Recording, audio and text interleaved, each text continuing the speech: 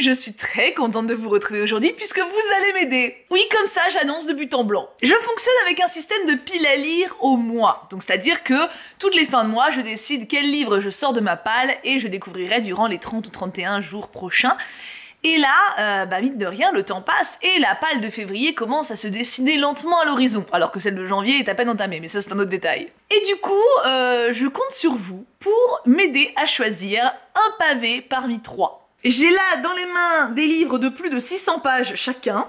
Je veux en choisir un pour ma palle de février. J'hésite, donc c'est vous qui allez trancher. Comment on va faire? Eh bien écoutez, je vous dis le titre, le résumé, je vous lis les quelques premières pages, alors évidemment pas beaucoup, puisqu'il y a des droits d'auteur, on n'a pas le droit de divulguer un contenu littéraire qui n'est pas libre de droit, j'en ai totalement conscience, c'est pour ça que je ne lirai que le prologue, voire les 2-3 premières pages, vous savez, du premier chapitre, enfin en gros ce qui est disponible par les maisons d'édition sur les sites des librairies en ligne, comme ça, je ne flouerai pas l'auteur ni la maison d'édition en question. C'est juste assez pour découvrir en gros le style littéraire, la plume et éventuellement le type d'intrigue qu'il y a. Est-ce que vous êtes prêts à m'aider à choisir? Alors attention, en premier mentionné pour ma sélection, Le sang et la cendre. C'est le plus court des 3. Il fait 664 pages, sans compter les remerciements que je lis, mais ça ne compte pas dans l'histoire. Je vous lis donc le résumé. Alors que la rivalité grandit entre 2 royaumes ennemis depuis toujours, une jeune femme dont le destin était tout tracé voit ses certitudes voler en éclats, et plus que tout, son cœur. Une pucelle. Choisie depuis sa naissance pour inaugurer une nouvelle ère de son royaume, la vie de Poppy n'a jamais été vraiment la sienne. Ses parents ont été tués quand elle était jeune et elle vit depuis recluse et surprotégée. Une vie solitaire, sans être touchée ni même regardée, sans contact avec l'extérieur et avec un seul moment à attendre, le jour de son ascension. Un devoir. L'avenir du royaume tout entier repose sur les épaules de Poppy, mais elle n'est pas sûre de vouloir de cette destinée. Parce qu'elle a un cœur, une âme, et qu'elle préférerait combattre les créatures qui ont causé son malheur. Et quand Hawk, un garde d'honneur chargé de la protéger jusqu'à son ascension, fait irruption dans sa vie, il remet en question ses croyances jusqu'à la tentation de l'interdit. Un royaume. Abandonné par les dieux et craint par les mortels, un autre royaume déchu se soulève, déterminé à reprendre ce qui lui est dû par la violence et la vengeance. Et alors que la menace se rapproche, Poppy est non seulement sur le point de perdre son cœur et d'être jugée indigne par les dieux, mais aussi sa propre vie, à mesure que tout ce qui constituait son univers s'écroule inexorablement. Alors, au vu du résumé, de mon côté, ça me hype pas mal. On est sur un roman de fantasy, il y a de l'amour, du perso badass, ça me plaît. Découvrons maintenant le début de l'histoire. Il n'y a pas de prologue, du coup je vais vraiment partir sur les 2-3 premières pages du chapitre 1. On a retrouvé Finlay à l'orée de la forêt sanglante ce soir. Il est mort. Je levai les yeux de mes cartes. De l'autre côté de la table rouge cramoisie étaient assis 3 hommes. J'avais choisi mon siège pour une raison bien particulière. Plutôt, en me frayant un chemin dans la salle, je n'avais rien ressenti en les approchant. Aucune douleur physique ni émotionnelle. En temps normal, je ne cherchais pas à savoir si quelqu'un souffrait. Le faire sans raison me semblait terriblement intrusif. Malheureusement, au milieu d'une foule, je rencontrais parfois des difficultés à contrôler mon niveau d'empathie. Il y avait toujours une personne dont la peine était si profonde, si vive, qu'elle devenait une entité à part entière. Je l'apercevais sans même ouvrir mes sens. J'étais incapable de l'éviter ou d'y échapper. Ces individus projetaient leur agonie sur le monde qui les entourait. Comme il m'était interdit d'intervenir, je faisais semblant de ne rien sentir. Je ne devais jamais parler de ce don que les dieux m'avaient octroyé, mais surtout ne jamais, au grand jamais, l'utiliser. Bien sûr, je faisais rarement ce que l'on me disait de faire. Dans tous les cas, en sondant ces hommes, je m'étais rendu compte que leur morale était plutôt bon, ce qui était surprenant lorsqu'on connaissait leur métier. C'étaient des gardes du mur, une muraille colossale, construite en roche calcaire et en fer, provenant des mines des pics de l'Élysée. Depuis la fin de la guerre des 2 rois, 4 siècles plus tôt, le mur s'élevait tout autour de Macédonia. Chaque ville au sein du royaume de Solis était protégée par un mur. Des versions plus petites entouraient les villages, les camps d'entraînement, les communautés agricoles et hameaux. Ce que les gardes voyaient au quotidien, ce qu'ils devaient faire, était souvent source d'anxiété. Cela allait bien au-delà de simples peaux arrachées et d'eau brisée. Ce soir-là, leur angoisse n'était pas la seule chose qui manquait à l'appel. Ils avaient également laissé au placard leurs armures et leurs uniformes. À la place, ils étaient vêtus de chemises larges sur des pantalons en daim. Cependant, je savais que même en civil, ils restaient à l'affût de la brume tant redoutée et de l'horreur qu'elle apportait, et de ceux qui complotaient contre l'avenir du royaume. Ils étaient armés jusqu'aux dents. Moi aussi. 1 page et demie. Je suis même allée au-delà, en deçà de ce que j'avais prévu.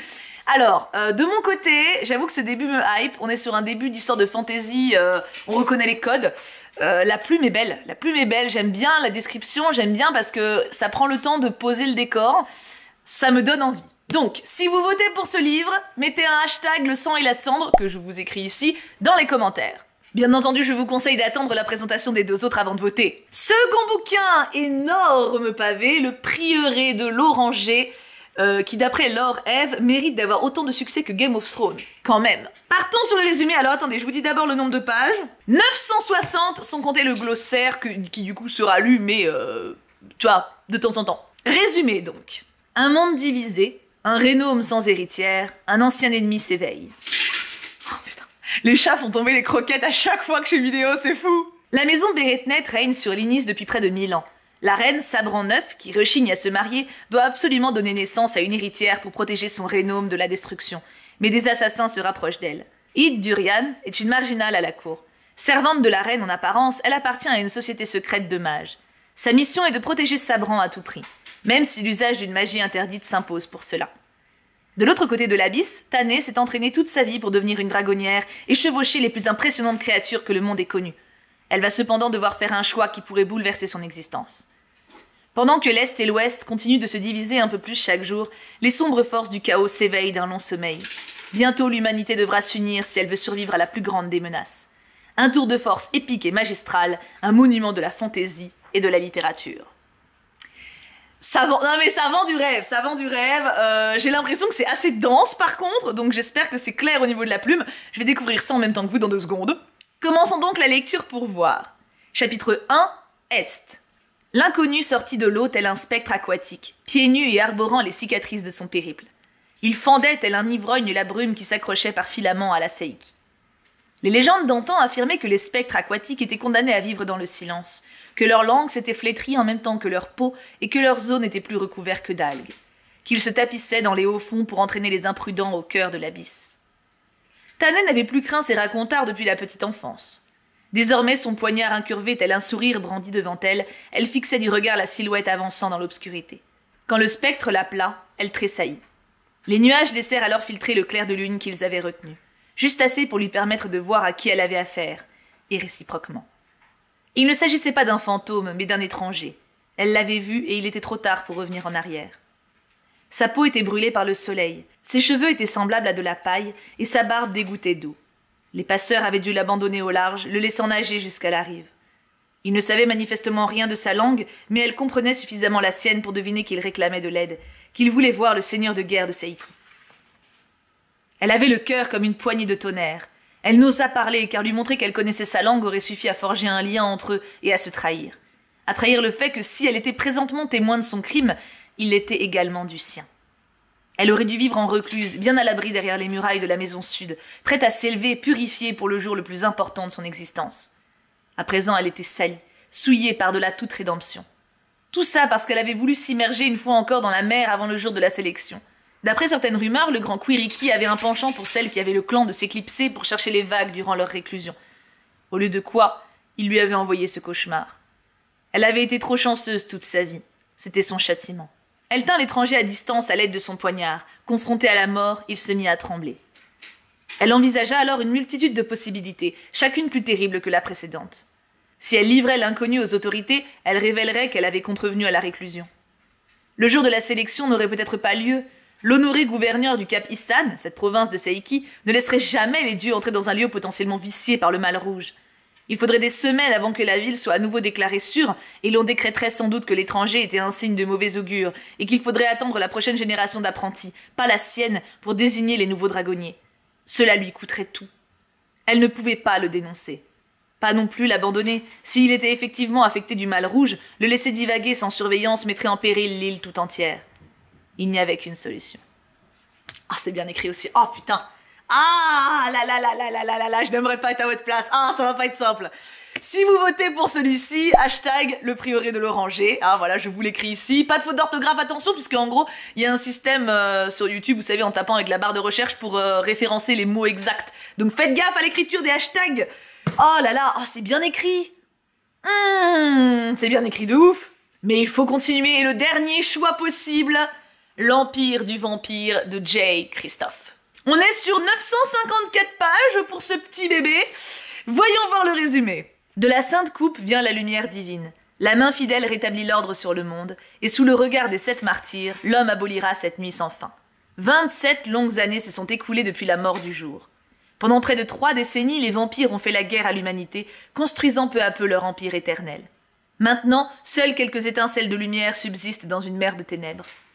Gabriel de Léon est un saint d'argent, un membre d'une confrérie œuvrant à la défense du royaume et de l'Église contre les créatures de la nuit. Mais même l'ordre d'argent n'a pas pu endiguer la marée une fois que la lumière du jour a manqué, et Gabriel est seul maintenant.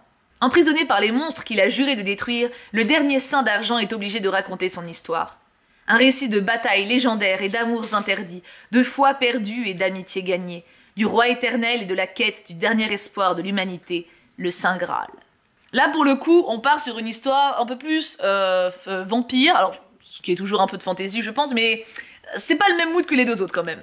J'ai une dédicace. Voyons voir du coup les premières lignes.